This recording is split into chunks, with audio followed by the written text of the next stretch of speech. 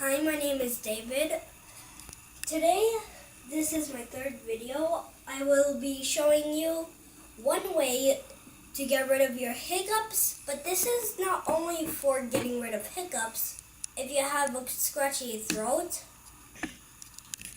you can do this trick too. So, first thing you need to do, you need to get some water. You're not gonna do it the normal way. So you do it on the way like this. Then you bend down like this. And you will be drinking the water like that,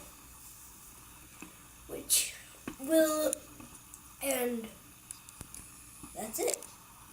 So